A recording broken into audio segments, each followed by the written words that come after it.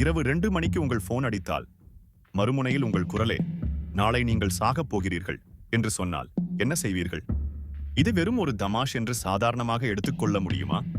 வணக்கம் நண்பர்களே, நம்ம இன்னைக்கு ஒரு நம்ப முடியாத ஆனா நிஜமா நடந்ததா நம்பப்படுற ஒரு திகில் கதையை பத்தி தான் பேச போறோம். 2012 சென்னையோட அமைதியான ஒரு இரவுல சுரேஷ்னு ஒரு இளைஞனோட வாழ்க்கையை புரட்டி போட்ட ஒரு மர்மமான போன் கால் பத்தி தான் இந்த கதை. ஒரு போன் கால் எப்படி ஒருத்தனோட எதிர்காலத்தையே மாத்தி அவனோட நிம்மதியை புடுங்கி கடைசியில அவனை எங்க கொண்டு போய் நிறுத்துச்சுன்னு கேட்டா நீங்க ஆடி போயிடுவீங்க. அவன் ஏன் காணாம போனான்? அவனுக்கு என்ன ஆச்சு? அந்த நம்பர் இன்னும் ஆக்டிவா இருக்கிறதுக்கு பின்னாடி இருக்கிற மர்மம் என்ன? இந்த எல்லா கேள்விகளுக்கும் விடை இந்த கதையோட கடைசியில உங்களுக்கு ஒருவேளை கிடைக்கலாம், இல்ல ஒருவேளை கிடைக்காமலும் போகலாம். வாங்க கதைக்குள்ள போகலாம். 2012 சென்னையில ஒரு சாதாரணமா வாழ்ந்துட்டு இருந்த இளைஞன் சுரேஷ். அவன் ஒரு ஐடி கம்பெனில வேலை செஞ்சுட்டு இருந்தான். தனக்குன்னு ஒரு வீடு, நண்பர்கள்னு சந்தோஷமா போயிட்டு இருந்துச்சு அவனோட வாழ்க்கை.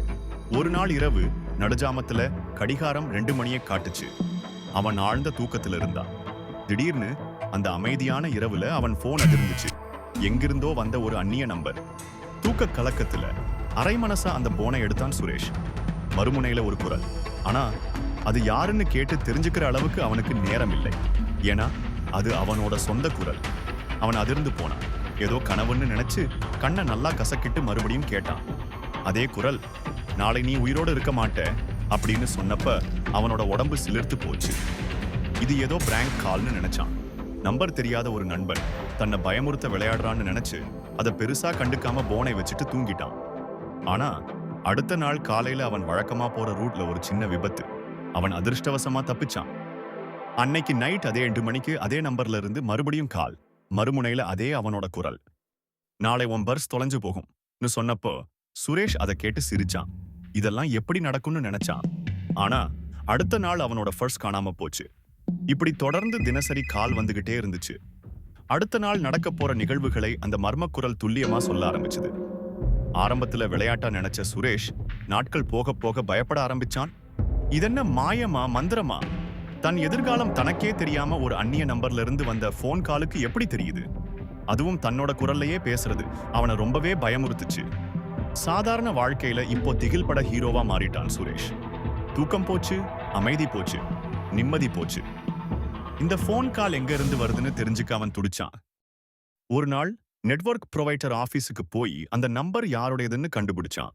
அங்க அவன் கண்ட அதிர்ச்சி அவனோட வாழ்க்கையையே தலைகீழா புரட்டி போட்டுச்சு. அந்த நம்பர் வேற யாருடையதும் இல்லை.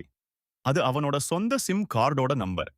தான் பேசிட்டு இருக்கிறது தனக்கேவா, இல்ல வேற ஏதோ சக்தியா? தலை சுற்ற ஆரம்பிச்சுது. மனசு முழுக்க குழப்பம். அடுத்த நாள் இரவு அதே 2 மணிக்கு போன் மறுபடியும் ஒலிச்சுது. இப்போ சத்தம் அதிகமா இருந்துச்சு. பயத்தோட போனை எடுத்தான் சுரேஷ். மறுமுனையில அவனோட குரல் இப்போ ரொம்ப பலவீனமா, மெதுவா, ஆனா பயங்கரமா பேசுச்சு. இது உன் கடைசி நாள். அந்த வார்த்தைகள் அவனோட எலும்புகளுக்குள்ள ஊடுருவிச்சு. இந்த தடவை இது சாதாரண பிராங்க் இல்லைன்னு அவனுக்கு புரிஞ்சு போச்சு. அவனோட இதய துடிப்பு அதிகரிக்க ஆரம்பிச்சது. அந்த குரல் சொன்னது எல்லாம் நடந்திருக்கு. அப்போ இதுவும் நடக்குமா? அவன் கதிகலங்கி போனான். அந்த இரவை கடக்க அவன் எடுத்த ஒவ்வொரு முயற்சியும் பயத்திலேயே முடிஞ்சுது. என்ன நடந்திருக்கும்னு நினைச்சு பாருங்க. அந்த இரவோட திகில் இன்னும் முடியல. அடுத்த நாள் காலையில சுரேஷை யாராலையும் தொடர்பு கொள்ள முடியல. அவனோட நண்பர்கள், குடும்பத்தினர் எல்லோரும் தேடி பார்த்தாங்க. ஒரு துப்பும் கிடைக்கல. கடைசி தடவையா அவன் போன் அவன் படுக்கை அறையில ரிங் ஆனதை மட்டும் சிலர் சொல்ல கேட்டோம். அவனோட போன் அவன் படுக்கை அறையில் இருந்ததாவும், ஆனா அவன் மட்டும் அங்க இல்லைன்னு தான் சொல்றாங்க. ஆனா ஒரு பயங்கரமான உண்மை என்னன்னா, அந்த நம்பர் இப்போ வரைக்கும் ஆக்டிவா இருக்கு. ஆம், யாரோ இப்போவும் அந்த நம்பரை யூஸ் பண்ணிட்டு இருக்காங்க. சுரேஷுக்கு என்னதான் ஆச்சுன்னு யாருக்கும் தெரியல. அவன் எங்க இருக்கான்? அந்த போன் கால் என்னோட மர்மம் என்ன? இத்தனை வருஷங்களா இந்த நம்பரை யாரு யூஸ் பண்றாங்க? இந்த கதை உங்களுக்குள்ள ஒரு சிலிர்ப்பை ஏற்படுத்தி இருக்கும்னு நம்புறேன். இந்த திகில் கதையை பத்தி உங்க கருத்து என்ன? மறக்காம கமெண்ட் செக்ஷன்ல சொல்லுங்க. இந்த மாதிரி திகில் நிறைந்த மர்ம கதைகளை தொடர்ந்து பார்க்க நம்ம சேனலை சப்ஸ்கிரைப் பண்ணி வச்சுக்கோங்க.